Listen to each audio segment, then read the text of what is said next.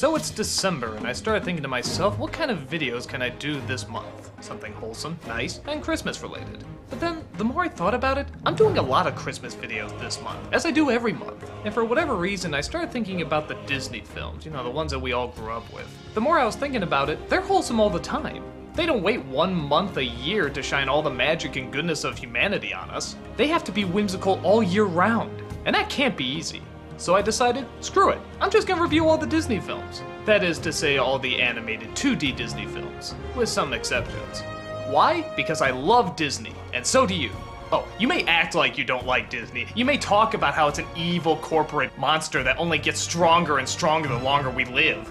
But the funny thing is, you don't have a choice. You can bombard us with all the genius, monstrous things that Disney has done in the past. You can argue debatable messages. You can argue debatable ethics. You can even argue debatable stereotypes. But it doesn't matter. Disney has always been there. For most of us, it's the first thing we're introduced to.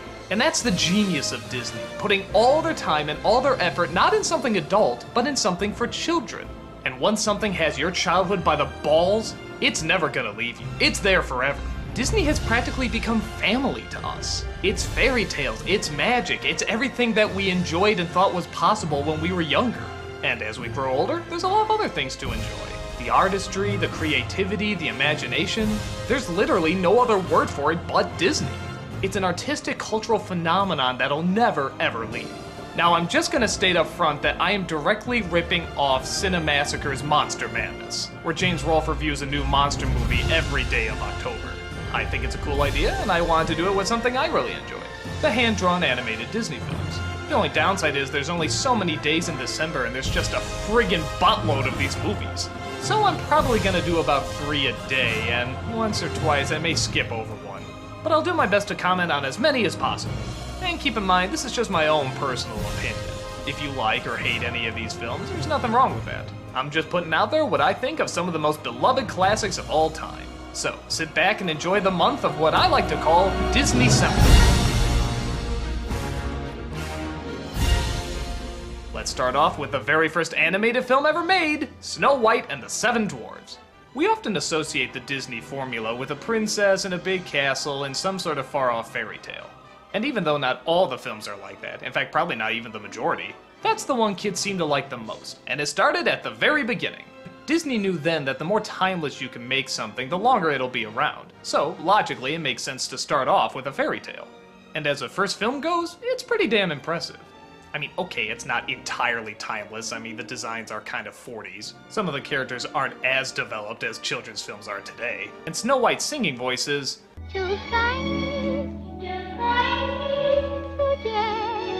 very Betty Boopish.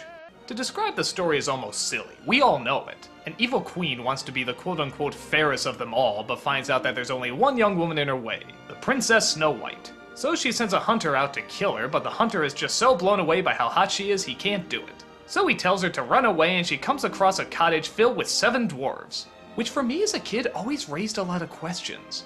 Are the dwarves related? Are they brothers? Did they all just meet at random? If so, is there a place where dwarves just usually meet? Well, I'm overanalyzing. The queen finds out that Snow White is still alive and puts on a disguise to try and kill her. Kinda strange that she wouldn't just send a henchman or somebody else to do it. I mean, does she only have just the one?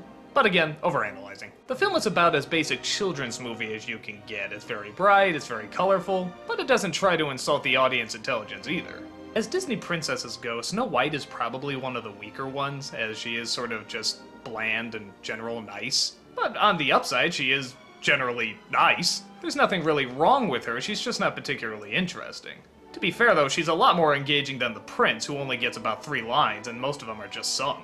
The dwarfs, of course, is what everybody remembers. The different personalities, the different ways they're drawn, the fact that their emotional status also happens to be their names. That's what the kids enjoy. Adults can enjoy the artistry a little bit more. Not just the bright colors and pretty background, but also some of the scary images they have.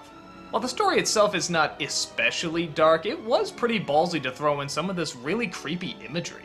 The queen as a villain, when you really analyze it, is a pretty boring villain. She doesn't say much, she doesn't do much. Just a really vain woman is nothing really that fascinating in a kid's film. But what keeps her pretty enjoyable, again, is the animation. She's just drawn great. I mean, she has this permanent frown on her face. I'm trying to think if I ever saw her smile in the film. And of course, the design of her after the transformation is just awesome. It used to scare the crap out of me when I was a kid. But in general, does Snow White hold up as a film even if you emotionally disconnect it from the fact that you saw it when you were a child? Well, the key word there is emotion. Much like The Wizard of Oz or even Where the Wild Things Are, this is a film that is entirely fueled on emotion. Logic plays very little part in it. And to be honest, I find films like that very fascinating. They don't give you what you logically or ethically want to see, they give you what your emotions want to see. Like the prince comes, kisses her, and they ride off into the castle. Well, okay, how did he find her? Where did he come from? Did they ever have a conversation in the movie? Does it make sense that they would ride off together? Of course not, but that's not what your emotions want to see. They want to see the happiest of endings after the saddest and darkest of moments. Oh, yeah, don't think this scene didn't fuck me up. You can keep Bambi's mom, you can keep Simba's dad. This is the scene that rips me to shreds. Why? Because it's like a wake, literally down to the organ music. How much more depressing can you get? The dwarves aren't just crying, they are sobbing, bawling over the fact that they've lost the only woman that's ever come into their lives. So of course as a young boy, I'm sitting there thinking, I'm tough, it's just a cartoon. It ain't gonna leave an impact on me. Oh no, not Grumpy. Not Grumpy, no, he was the tough one. Not Grumpy, not Grumpy. No, there's no hope for humanity. Just slit your throat right now, there's no purpose in living. But that's just how the film works. It did well to help kids emotionally connect with things that we weren't often used to connecting with. And sure, she comes back to life, they live happily ever after, but we didn't know that. Even if we did, this is still a pretty sad thing to go through. For a little kid, this is pretty heavy. So, apart from it just being groundbreaking as the first animated film, I think actually it does hold up for little kids, and I'd even argue adults. Is it complex? No. Is it engaging? No. But its emotional simplicity does manage to tap into the audience, to a point where we're not even questioning the obvious logical problems that are just staring us in the face, creating a world for us where happily ever after is okay to believe in.